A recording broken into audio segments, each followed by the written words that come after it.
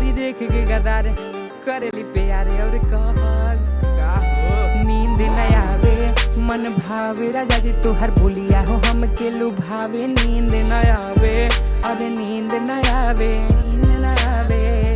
सब नाता बाटे गोरी मोरे रंगादार से तुहारा से प्यार करी और करी कार से कबो नहीं पीछे हटी करे हम मार से जो देनी खेत हम सब देखत थार से देख के बिहारी जानी पूछी हबी हरिया 5 मिनट में हम फाड़ दिले करिया मिल गइले मेहरी त हमारा के करिया जाए दो अब का करी कोर करिया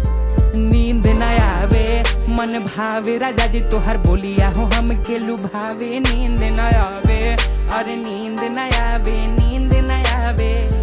बाबूजी किसान हमर करे ले किसनिया 20 साल के बेटा घूमे आइल जर्मनिया सब धन बड़ुए हो माई के नाम से मिल नहीं पाई बबी तो हेल मनिया सब का के लागे हमर लागल त लगबा कई बेरी धरती पे लाग गइल नगबा 8 को दुआरी पे त एही से रखबा साला तोरे जिंदगी के खुदे लागल फगबा रोटी ना बनावे आइल खुदे हम सीख लेनी लेपटॉप में काम कइनी बाकी नहीं भीख लेनी भोजपुरी के त साला कुछ राइटर चूतिया एही से त गाना हम खुदे देख लिख लेनी नींद न आवे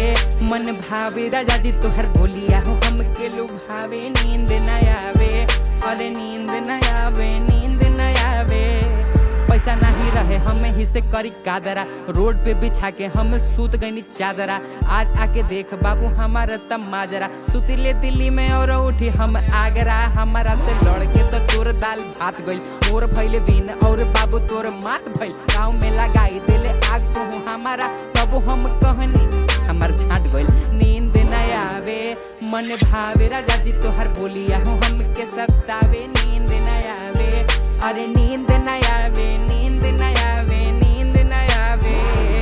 आज तक गईले ना बबुआ मुंबई में 2 बीएच के फ्लैट हमर खड़ा बा दुबई में डाउन टू अर्थ रहे गांव के लइका गांव आई तब हम सुतिला मड़ई में भोजपुरी में तो साला जवन गायक न्यू बा घोड़ी चोली गा के रोजे देत इंटरव्यू बा जाके गाना सुने हमार बाबू नेट पे पंजाबी लोग भी तो देती रिव्यू बा माहौल पूरा बेबी भोजपुरी है बबुआ बेबी आए बेबी नींद न आवे मन भावे राजा जी तोहर बोलिया हूँ हम के लुभावे।